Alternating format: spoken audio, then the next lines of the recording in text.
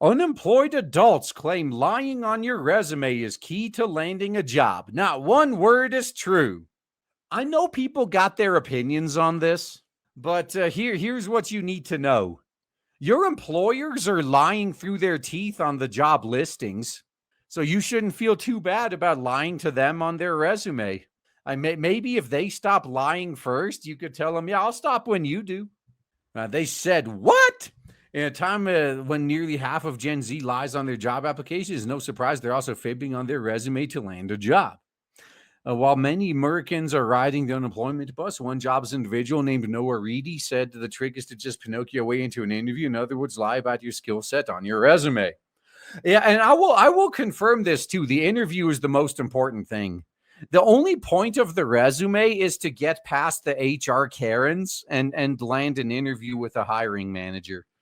But if you could take a shortcut to the interview phase, you can save yourself a lot of trouble. But the more people do it, the more those shortcuts will become closed. You're losing to people like me who are making shit up. He said in a TikTok video. Yeah, and he's right. No, this is literally the same thing like pro athletes that dope. There's whenever we talk about using performance enhancing drugs, there's always someone that doesn't understand it out there saying shit like, well, how hard is it to just not use the performance enhancing drugs? Well, it's actually pretty damn hard.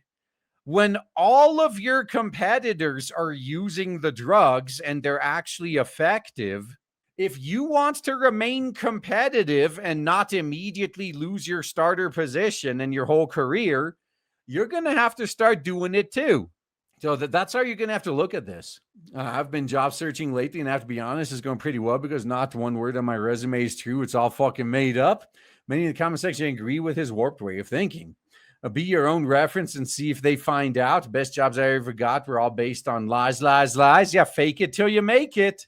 What's the worst that's going to happen? They're going to fire you, and you're just going to have to go through this process again until eventually it sticks.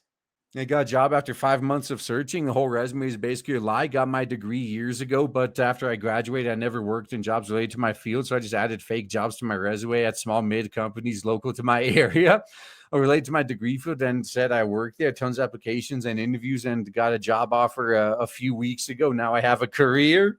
Yeah, sadly, now you also have a chance your boss is going to see your TikTok. We've already seen people fired over TikTok. Like it happens every day. And the TikTok isn't the only fabricated his way into a gerb.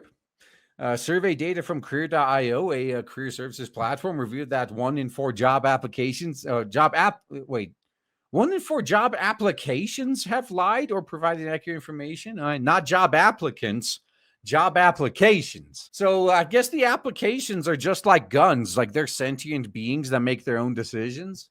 47% of those participants in the generation born between 1997 and 2012, while most 39% of millennials are also guilty of it. Of course, the older generations are more truthful. Only 20.4 Gen Xers admit to having done this, and only 9.4 boomers told white lies to get themselves to leave and the unemployed life. Well, back when that was an issue for them, they likely didn't have to lie as much. Completely falsifying your resume or job description is never a good idea. However, according to Bonnie Dilber, a recruiting manager from Seattle, Washington, there are a few things you can bend the truth. If you're leaving your job because you really dislike it, or because you don't get along with your boss or your colleagues, you're just you're going to lie about this. I mean, obviously, and look, you might be thinking, oh yeah, she's a recruiting manager. She's a little bit biased. I'm going to tell you right now, she has a point there. Completely falsifying your resume is not a good idea. That's true. You don't want to end up in a situation where literally everything your employer investigates, they find out it's a lie. Save it for the big ones. Our generation didn't have to lie. They have a more functional economy. Yeah, and then they're the ones that fucked it up. Please do not tell them that your boss doesn't like you. Don't tell them that everyone is really hard to work with. All they're going to hear is that you're difficult. Now, that's a true statement.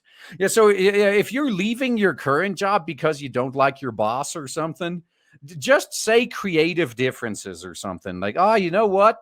I just got bored with that work and I decided to try something new. Don't mention that you hate your boss. Instead, Dilbert recommends saying something along the lines of those are going great, but I want to take on bigger challenges. At this point, whenever I hear this type of corporate speak, is there anyone that doesn't recognize it's BS right now? Everyone knows.